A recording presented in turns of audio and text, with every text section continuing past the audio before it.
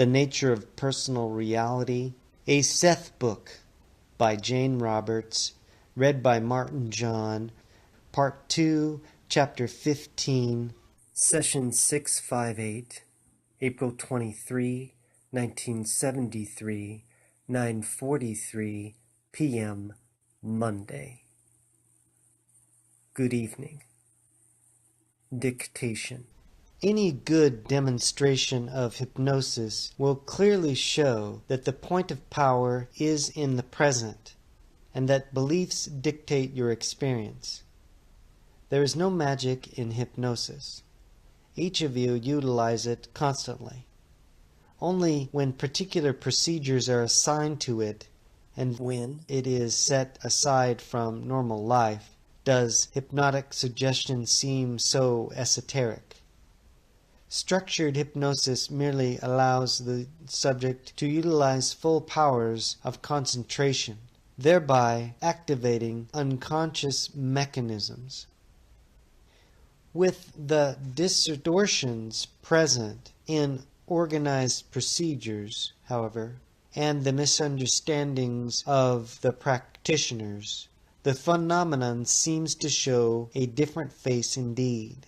The subject agrees to accept the beliefs of the hypnotist. Since telepathy exists, the subject will react not only to verbal commands, but to the unspoken beliefs of the practitioner, thereby proving, of course, the hypnotist's theory what his profession is. Hypnosis clearly shows in concentrated form the way in which your beliefs affect your behavior in normal life. The various methods simply focus all of your concentration upon a specific area, shutting out any distractions. Your beliefs act like a hypnotist then.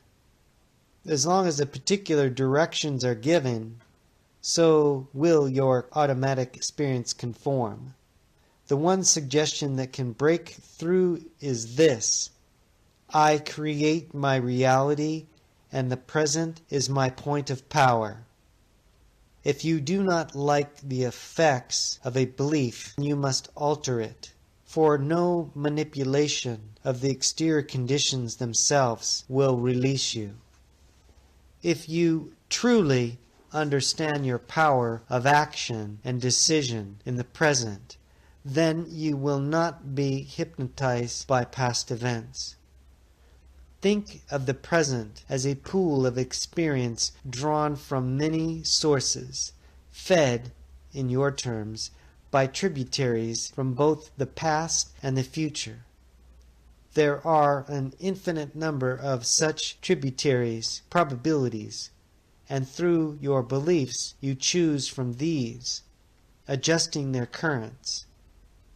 For example, if you constantly focus on the belief that your early background was damaging and negative, then only such experiences will flow into your present life from the past. It does no good to say, "But my life was traumatic," therefore reinforcing the belief. You must in one way or another modify that conviction, or preferably change it entirely, or you will never escape from its effects. This does not mean lying to yourself, but it seems to you that your background held no joys, accomplishments, or pleasures. Then you are lying to yourself now. You have concentrated upon the negative to such a degree that anything else seems invisible. From the present you have hypnotized yourself, viewing the past not as it was to your experience, but as it appears now in the light of your current beliefs. You have reconstructed it. So when I tell you to restructure your past, I'm not telling you to do something that you have not already done. Hypnosis, again, is merely a state of concentrated attention in which you focus upon beliefs. Popular demonstrations lead the public to believe that the subject must fall asleep or be completely relaxed, Yet this is not the case. The one prerequisite is an intense concentration upon specific incoming data to the exclusion of everything else. Therefore, the orders given are clear-cut, to the point. No conflicting information is received. No cross messages. The shutting out of spurious data and the narrowing of focus are the two most important ingredients. Relaxation can help simply because the body messages are also quieted and the mind not concerned with them. Many beliefs were originally accepted as a result of such a situation, without any formal induction. But when the circumstances were right, a period of panic induces immediate accelerated concentration. All the forces of energy are mobilized at once, while little relaxation is usually involved. On the other hand, such beliefs can be accepted when it appears that the conscious mind is asleep or dulled, as in periods of shock or during operations.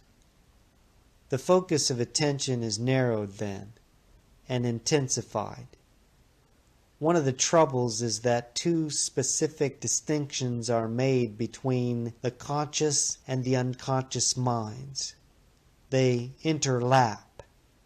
Hypnosis, used properly, without the mumbo-jumbo usually assigned to it, is an excellent method of inserting new beliefs and getting rid of old ones.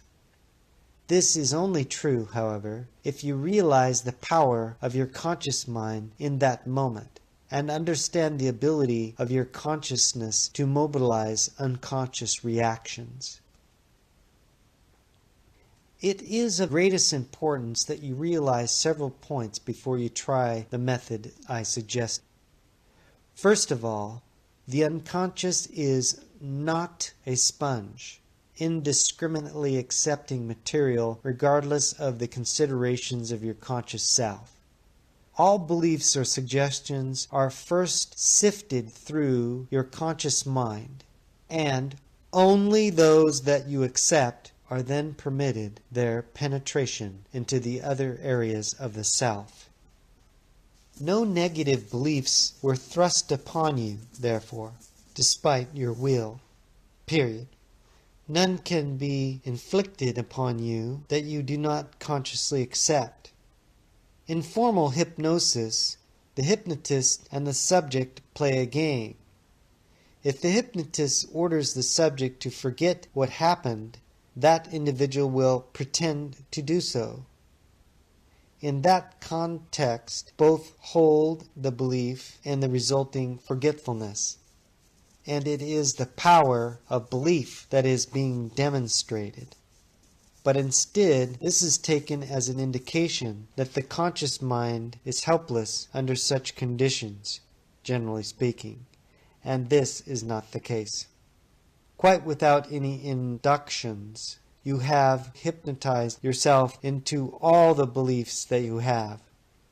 This simply means that you have consciously accepted them, focused upon them, excluded data to the contrary, narrowed your interest to those specific points, and accordingly activated the unconscious mechanisms that then materialize those convictions through physical experience.